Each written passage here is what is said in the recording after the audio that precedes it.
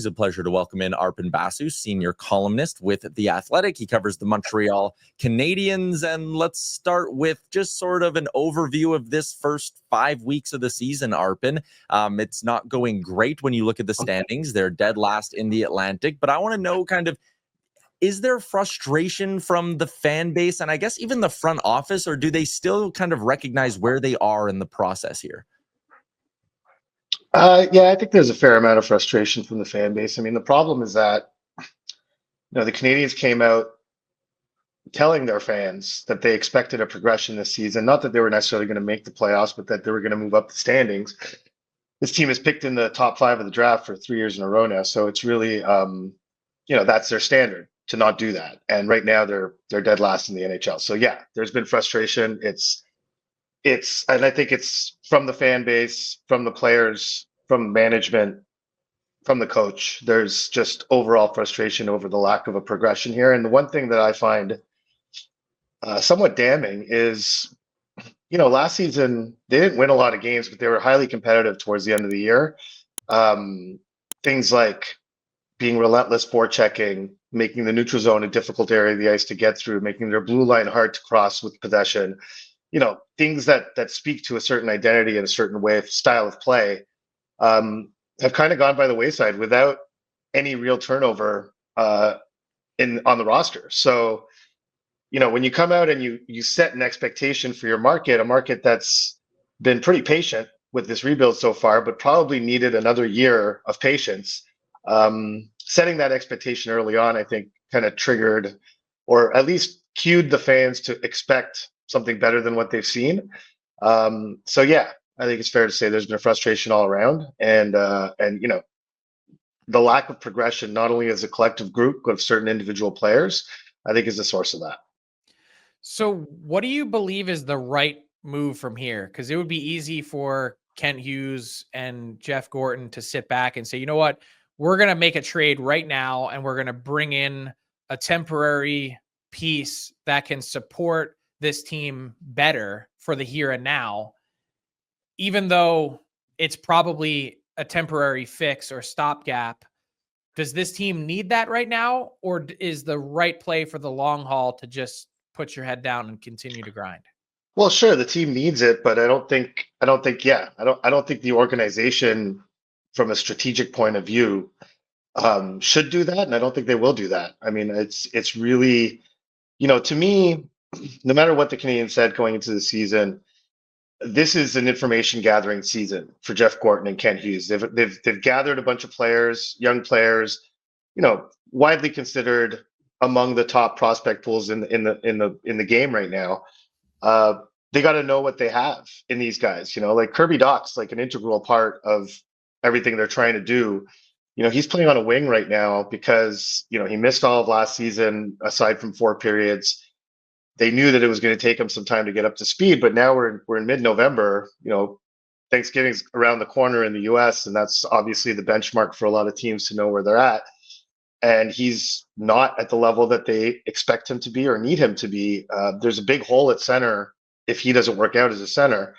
And that's just an example of information gathering that's going on. So I think they're going to let them sink or swim, and they're going to identify the guys who are able to swim and identify the guys that sink, and that's going to inform a lot of their long-term decisions. But they're gathering some valuable information here, because I think part of the strategy behind setting at least somewhat elevated expectations was to see how some of these young guys were going to react to that environment, and they're finding that out right now. So I think there's value to this, but doesn't help an average fan watching this on a day-to-day basis to think in those long-term views. But I think management is not pleased, but they're being enlightened on some of their pieces right now, and they can help them identify the holes that they need to plug moving forward.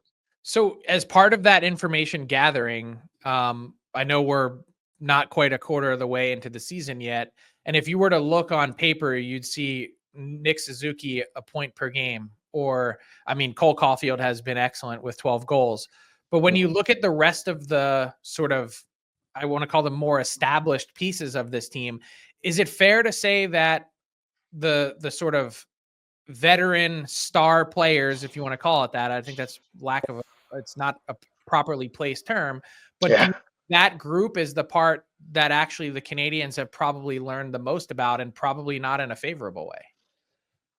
Maybe. I mean, listen, I think that some of the positives, Brendan Gallagher's been very good this season. Josh Anderson in a new role has been good, even though the numbers don't reflect that. And there's a lot of pieces here that are not part of the long-term plan. Like Christian Dvorak's contract is expiring this year. Jake Evans' contract is expiring this year, although he's been excellent so far.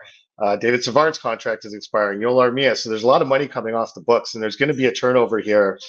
The way I think the biggest issue for the Canadiens is finding a way to bridge that turnover, basically to get to the stage where Juraj Slafkovsky is a fully established kind of star player. Ivan Demidov is a fully established star player. Michael Hage, who they also drafted in the first round last year.